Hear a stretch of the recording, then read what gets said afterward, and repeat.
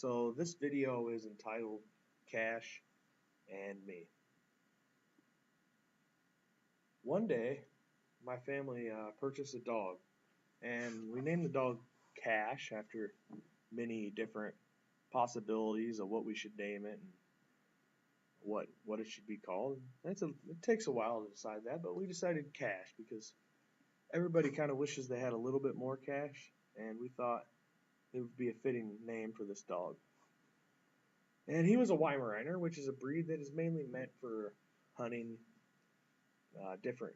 They're just hanging out, doing things outside. It likes to run around. I mean, they're pretty big dogs. Cash weighed about 100 pounds.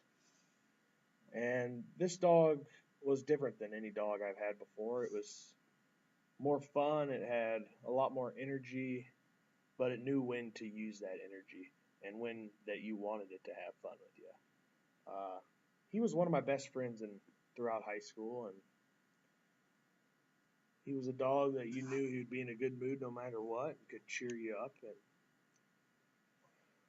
we purchased the dog sometime around 2006 when I was in high school. And through the years of high school, he would run and jump, jump on you, play fetch, or even sleep all day.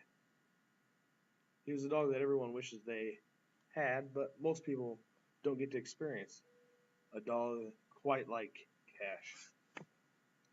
One day in 2009, Cash became ill, and we didn't think much of it until the next day he was even worse. In the middle of the night, we rushed him to Avondale Veterinary Clinic, which is a 24-hour vet clinic in Des Moines, Iowa. The vet told us that he'd be fine in a couple of days, and they gave him some pills that were supposed to help him. We took him home and went to bed thinking he would just get better. Well, the next day he was not any better, so we called the vet again.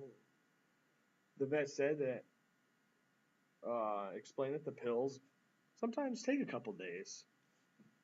So we didn't think anything of it, but as we watched his progress, he got sicker and sicker. So we rushed him up to the vet again, where they came to the conclusion that he had some form of cancer. They gave him something that was supposed to treat it. But the determination was he was still going to pass away sooner than he should. Cash was only a puppy, and still at this point he was only about 3 years old, which made the whole situation a lot sadder. So we took him home to see if he would begin to get better, and which he did. He started to cuddle with us again, which he wasn't really cuddling with us any when he was sick because he was so tired and weak, and he couldn't jump on a bed, he couldn't do anything, he couldn't play fetch, so he just kind of laid around all day and basically dealt with his pain in that way. So as we started having him jump up and cuddle with us, we knew that, wow, he might be getting better and we might have a lot more time with him. But this isn't really how the story ended. I woke up in the middle of the night to use the restroom, and the worst thing I'd ever seen happened to me. As I walked into the bathroom, Cash was laying on the floor. The weird thing about this was I'd never seen him lay on the floor of the bathroom. Usually he would lay somewhere where there was carpet where he could be a little bit more comfortable, or in a bed or somewhere like that. So I walked up to him and was going to pet him, thinking he would just wake up and lick me.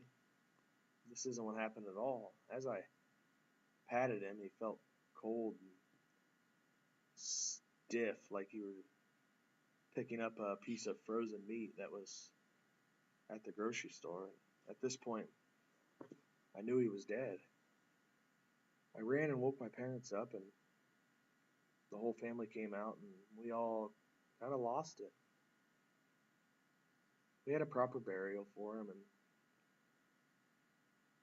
so we could visit and know where he was out in the field and put a little spot where we knew exactly where it was. if we ever wanted to visit and see how he was doing.